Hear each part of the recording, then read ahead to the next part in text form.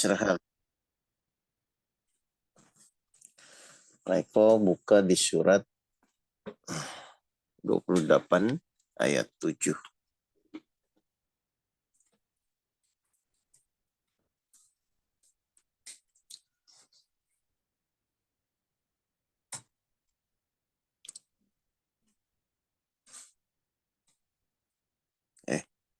Dibuka dulu Pak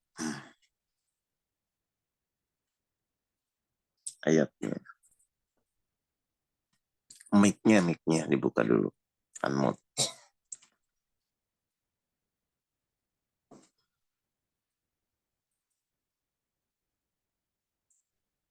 Sebentar. Sudah, Ya. Tat? Sudah. Alhamdulillah. Kita buka di surat 28 ayat 7. Silahkan Pak. Oke. Sudah, Tat. Ini muncul apa namanya? Yang Al-Quran Indonesia aja coba. Iya. Baik. Ya, Tat. 28 ayat 7. 17. 17? 7. 7. Ya, Bismillahirrahmanirrahim. Dan kami ilhamkan kepada ibunya Musa. Susulah dia Musa. Dan apabila engkau khawatir terhadapnya, maka hanyutkanlah dia ke sungai Nil. Oke. Dan janganlah engkau takut dan jangan pula bersedih hati. Sesungguhnya kami akan mengembalikannya kepadamu dan menjadikannya salah seorang rasul. Baik. Yang pertama berarti kan di sini Allah bisa memberikan petunjuk kepada semua manusia bisa lewat dari mana saja ya Pak ya. Ya, betul. Kasusnya ibunya Musa adalah ia mendapatkan petunjuk dari mimpi kan begitu kan. Ya, Yang tujuannya apa Pak? untuk menguji ketaatannya. Tujuan memberikan petunjuk adalah agar manusia itu bisa menyelesaikan ujian-ujian yang Allah berikan. Kan begitu kan? Ya, Oke, terus yang kedua misalnya 26 ayat 63. Silakan. surat Asyura, Asy'ara, ayat Ayat 63. 63. Bismillahirrahmanirrahim. Lalu kami mewahyukan kepada Musa, pukullah laut itu dengan tongkatmu. Maka terbelahlah lautan itu, dan setiap belahan seperti gunung yang besar. Baik. Ini yang kedua, apa Pak? Bahwa Allah juga bisa memberikan petunjuk langsung direct ya, wahyu itu. Ya. Langsung perintahnya kepada Nabi Musa. Kan begitu ya? Ya. Terus yang ketiga Pak, surat 3 ayat 47. Ya. Surat Al-Imran ayat 47. Dia Maryam berkata, ya Tuhanku, bagaimana mungkin aku akan mempunyai anak? Padahal tidak ada seorang laki-laki pun yang menyentuhku. Dia Allah berfirman, demikianlah Allah menciptakan apa yang hendak dia kehendaki. Apabila dia hendak menetapkan sesuatu, dia hanya berkata kepadanya, jadilah, maka jadilah sesuatu itu. Baik. Kalau Pak Eko perhatikan dari 3 kejadian ini kan, ini kan Yang, hal yang terakhir dari ini melalui apa, Tat? kalau ini langsung Allah berfirman kan itu kan. Jadi seperti ya, Tat ya. Yang pertama tadi mimpi, kemudian perintah langsung, dan ini firman. Oh Ya, ya. Yeah. intinya apa? Ternyata kan memang kalau kita coba evaluasi ayat per ayat ini, Iya, Toh semua ujung-ujungnya, ujian apapun kan selesai berdasarkan petunjuk Allah. Betul nggak?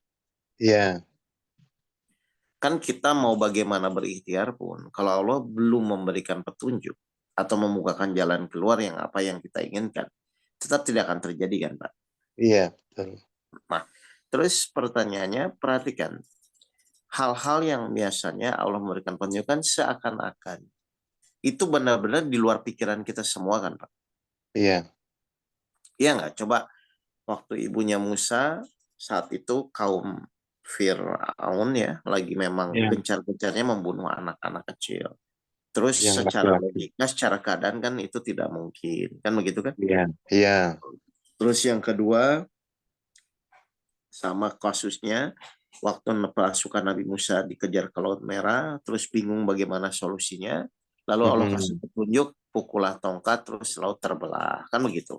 Iya, Yang ketiga, lebih ini lagi, bahwa Siti Maryam bingung bagaimana memiliki anak. Terus Allah bilang, kalau aku berkehendak, maka terjadilah.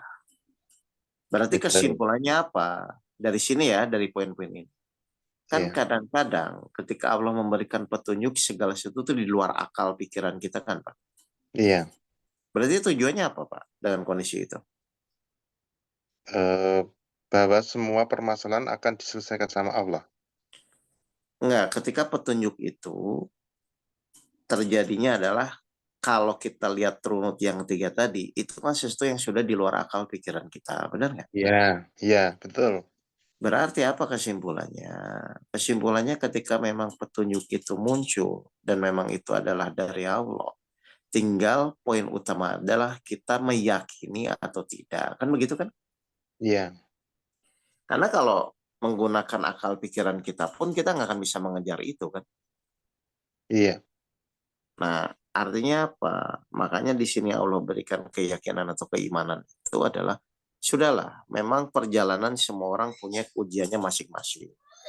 Cuman pertanyaan kedua, saat menjalani ujian itu, lalu Allah memberikan petunjuk Al-Quran lewat kita itu, tinggal Bapak Ibu tuh masih mau menalar Al-Quran dengan kapasitas pemikirannya. Atau meyakini total apapun itu kalau memang itu petunjuk, meskipun tidak masuk akal, ya. Tapi karena kita yakin kepada petunjuk Allah itu, ya sudah kita jalani saja gitu loh. Sampai memang hmm, Allah kan pasti petunjuk itu benar gitu loh Pak. Kan iya, ibunya Musa juga nggak tahu akhirnya dikembalikan kepada ibunya, atau Nabi Musa juga nggak tahu waktu terjebak di Laut Merah itu tiba-tiba pukulkan tongkat, atau Siti Maryam juga nggak ngerti bagaimana prosesnya tiba-tiba mengandung Nabi Isa, kan semua iya, nggak ada yang tahu nih Pak. iya, di luar nalar semua tadi. Nah, makanya di dalam Al-Quran di surat 2 Al-Baqarah ayat 2 dan 3 itu kan jelaskan cirinya orang yang bertakwa yang pertama adalah beriman atau meyakini terhadap apa? Terhadap yang Allah janjikan. Meskipun kita tidak mengerti apa yang terjadi ke depannya. Kan begitu kan? Iya, Ternyata memang apa petunjuk kita, center kita atau cahaya kita di dalam menjalani ujian-ujian hidup itu cuma iman. Keyakinan kita kepada Allah. Makanya Allah membimbing kita lewat Al-Quran ini. Kalau kejadian-kejadian masa depannya gaib, tapi kan Al-Quran ini nyata. Kita bisa baca, kita bisa yakini. Makanya di surat 19 ayat 61. Coba kalau Pak Eko buka. iya. Surat Maryam ayat 61. 9. Pinten, Tat? Surat 19 ayat 61 apa kata enam Allah? puluh satu. Iya. Yaitu surga Aden yang telah dijanjikan oleh Tuhan yang Maha Pengasih kepada hamba-hambanya. Sekalipun surga itu tidak tampak. Stop dulu, stop dulu. Ya, Surga Aden. Allah berjanji. Meskipun surga itu tidak tampak. Berarti ini ada janji Allah, tapi belum terjadi kan Pak? ya, betul. Benar nggak? Ini, Nah, ini ada janji Allah, tapi belum terjadi. Terus Allah berarti logikanya, kalau memang Allah berjanji tapi belum terjadi, terus yang kita lakukan apa Pak? Ya yakin aja. Nah, jadi gaib kita tuh cuman yakin, bukan berpikir bagaimana. Hmm, Kan iya, janji Allah banyak. Ini Allah berjanji, tapi belum terjadi. Makanya kita dalam proses menjalani ujian, disuruh yakin benar-benar kan Pak. Meskipun kita nggak ngerti. hmm, iya, iya, Nah, orang tuh diujinya di sini kan. hmm, Nah, coba iya, iya. terus lanjutan kata-kata berikutnya. Belum kita Sungguh, lihat, kita disuruh ya, yakin.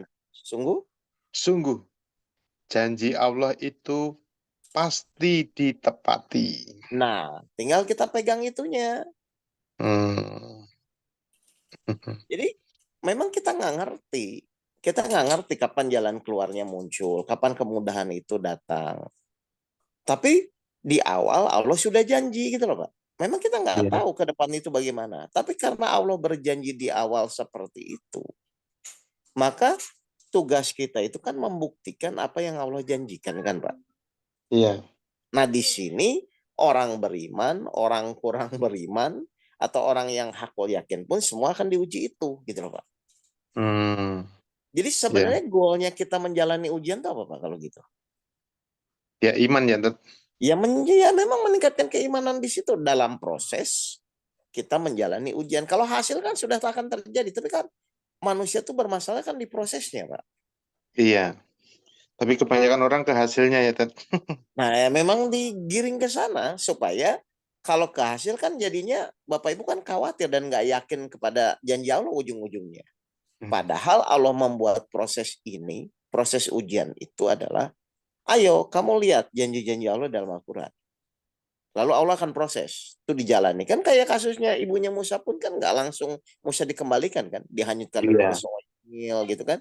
Terus Hmm, di, ditangkap sama misalnya apa, diterima sama keluarga Firaun dulu kan gitu kan. iya. Terus setelah itu dia suruh menyusui kemana-mana kan diputar dulu kan. Itu merupakan proses keyakinan gitu loh. Hmm, Jadi orang itu kenapa selama ini bingung? Karena memang pola berpikirnya salah dalam menyingkapi ujian. Harusnya proses itu dijadikan untuk semakin meningkatkan keyakinan kepada Allah. Bukan menjadikan dia semakin tidak sabar, ingin cepat selesai. Kan itu yang terjadi sebenarnya. iya. Akhirnya kan terbolak-balik, Pak. Padahal Allah membuat proses itu. Allah cuma ingin, ayo seyakin apa sih? Bapak Ibu tuh meyakini bahwa janji Allah itu pasti akan terjadi. Meskipun Bapak Ibu juga nggak mengerti kapan akan terjadinya. Cuman pasti akan terjadi gitu loh Pak. Iya, Berarti kan sebenarnya logikanya menurut Pak Eko ya. Kalau sudah ada kepastian dari Allah bahwa semua itu akan terjadi. Kan kita tinggal menjalani aja kan. iya. Dan tidak ada pilihan juga bahwa semua orang kan harus menjalani ujiannya soalnya. Betul. Gitu. Jadi intinya ternyata Allah membuat namanya proses ujian. Untuk apa? Ya manusia tuh tinggal mau meningkatkan keyakinannya atau malah turun. Nah orang yang biasanya pada diuji itu turun keimanannya, karena fokus dia berbeda. Fokusnya hanya bagaimana mengikuti hawa nafsunya untuk menyelesaikan secepatnya. Bukan bagaimana dengan proses ujian ini meningkatkan keyakinan dia kepada Allah. Makanya di surat 57 ayat 14, Pak, silakan. Iya. Surat 57, surat Ayat Al-Hadid, ayat ayat 14 ya. ayat 14-nya. Ya. Coba Iya. Bismillahirrahmanirrahim. Orang-orang munafik memanggil orang-orang mukmin. terus. Bukankah kami dahulu bersama kamu? Mm-mm, Mereka menjawab, benar, mm-mm. tetapi kamu mencelakakan dirimu sendiri.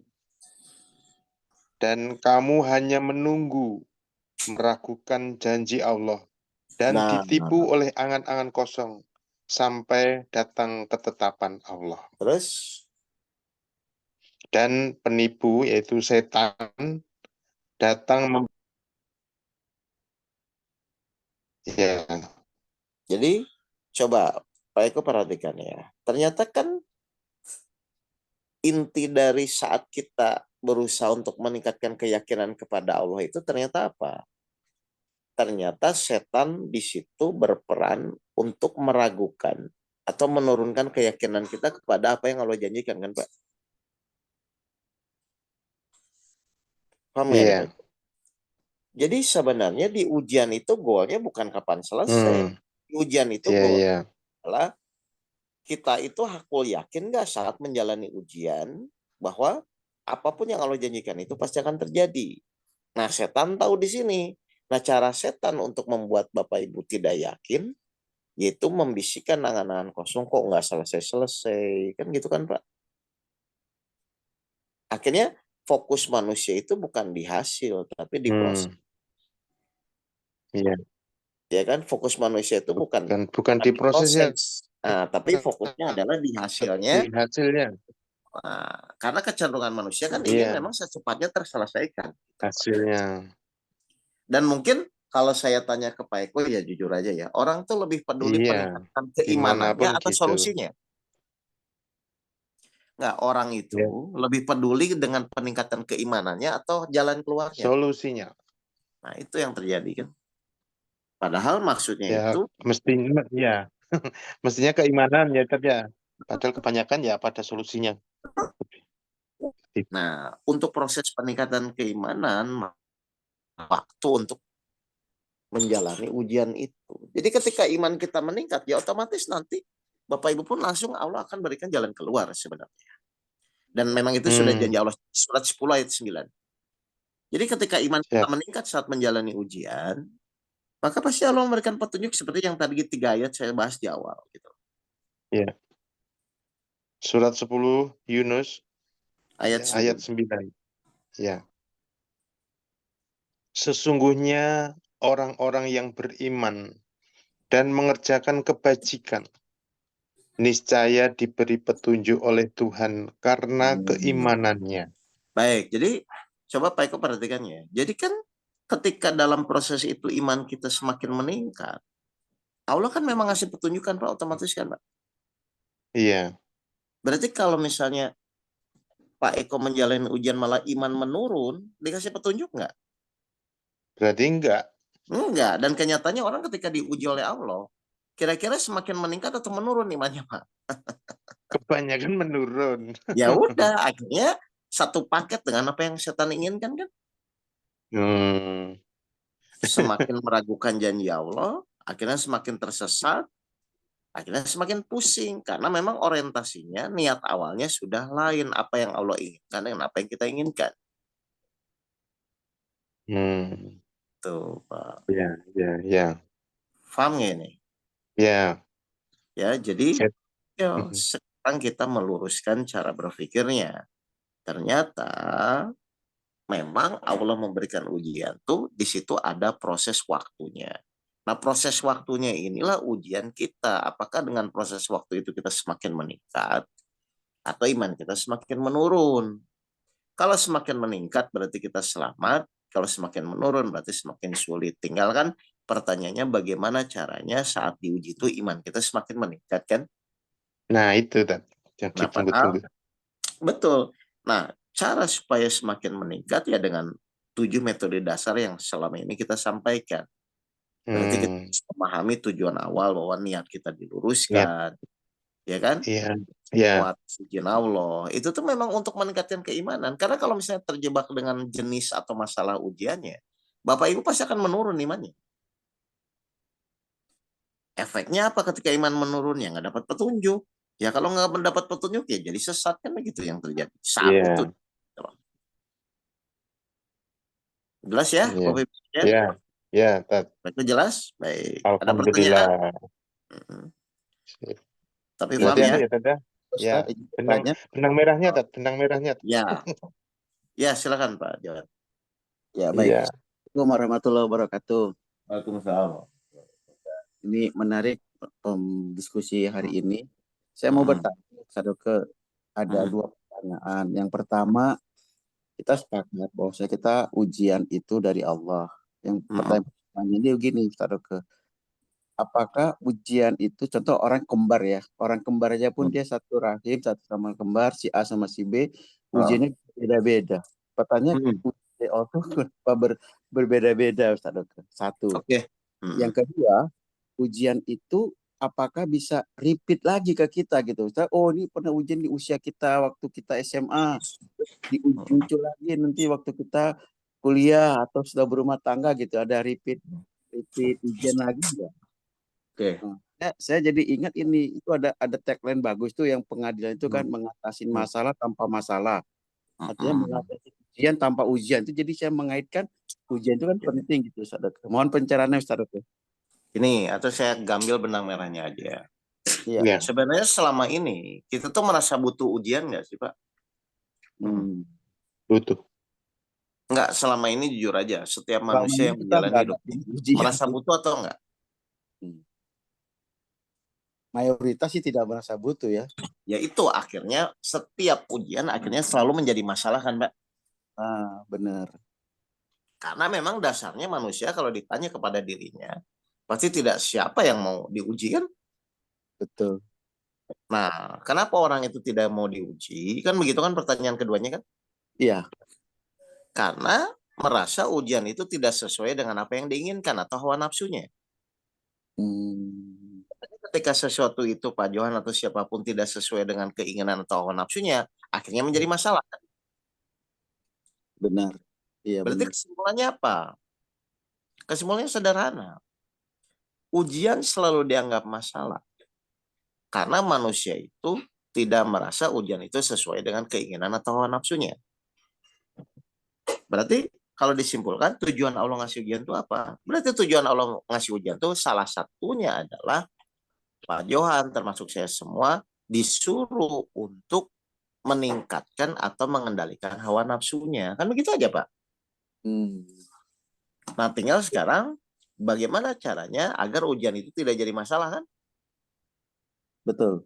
Yang terlepas dari Pak Johan misalnya sesuai keinginan apa ujian ini sesuai kemampuan atau tidak kan itu kan tadi pertanyaannya. Cuman kalau saya lebih mengarahkan pertanyaan-pertanyaan itu tidak akan ada kalau kita dari awal sadar bahwa kita butuh ujian kan begitu kan Pak? Betul. Mau Betul. tidak diulang kalau kita butuh kan nggak ada masalah. Oh, iya.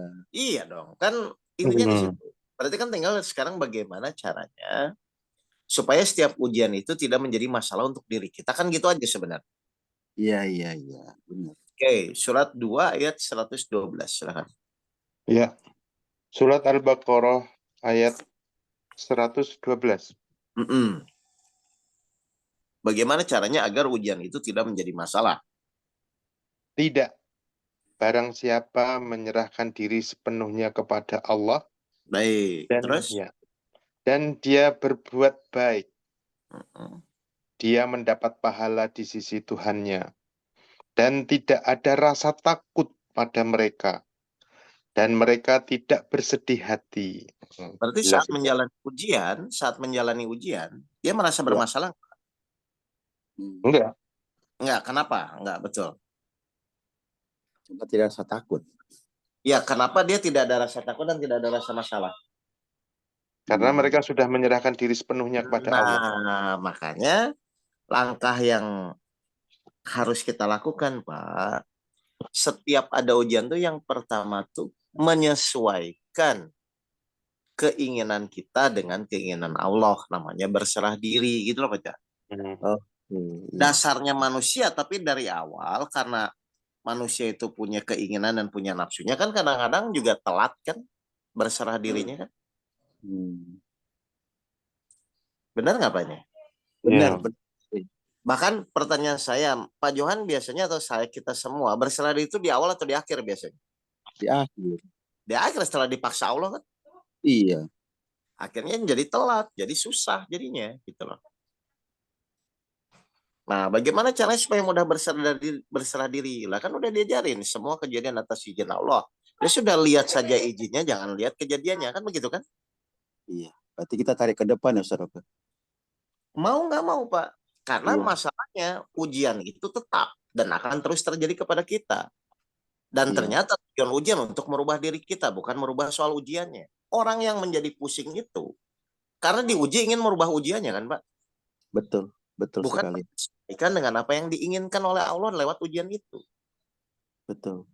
Makanya ujung-ujungnya di surat 10:109 kan jelas bahwa ikutilah Al-Quran dan bersabarlah hingga Allah memberikan keputusan. Jadi saat diuji itu Bapak tuh harusnya secepatnya menyesuaikan dengan apa yang Allah inginkan. Kan logikanya begitu kalau ingin lulus. Benar. Jadi orang nggak lulus itu karena nggak mau menyesuaikan dengan ujian yang Allah kasih. Akhirnya masalahnya muncul itu lagi. Iya. Artinya kita menyamakan frekuensi kita ke Allah gitu ya, Ustaz Oke ya. Ya Menerima kan itu. yang memang menginginkan diuji dan soal ujian itu kan memang Allah dan jawabannya juga Allah yang ngasih nantinya. Jadi yang nggak mau kan kita harusnya menyesuaikan, bukan Allah disuruh menyesuaikan dengan apa yang kita inginkan. Nah, kemarin ada contoh gini, Ustaz Oke, saya diskusi dengan teman di kantor. Ini masalah Ya. boykot produk-produk Israel. Ya. Dia kerja di Aqua. Aqua itu produk Israel. Dia bertanya, ini keluar fatwa MUI kita suruh boykot gitu kan. Terus saya kalau saya keluar dari Danone nggak bekerja, bagaimana istri saya makan gitu. Nah, itu. Padahal tadi di awal kajian bahwa janji Allah itu pasti meskipun kita belum melihat itu kan, Pak. Ya. Nah itu kan makanya tinggal keyakinan, keimanan kita seperti apa. Dan kita pun nggak akan tahu kan apa yang terjadi ke depannya kan. Harusnya kan begitu cara berpikirnya. Iya. Cuman kadang-kadang manusia bermasalah tuh memaksakan pikirannya untuk ingin tahu bagaimana terjadi ke depannya, nggak bisa. Oke.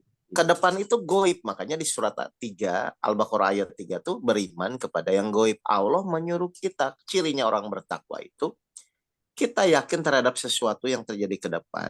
Meskipun kita tidak tahu. Tapi yang kita yakini itu adalah janji Allah terhadap apa yang Allah janjikan. Kan gitu aja sebenarnya.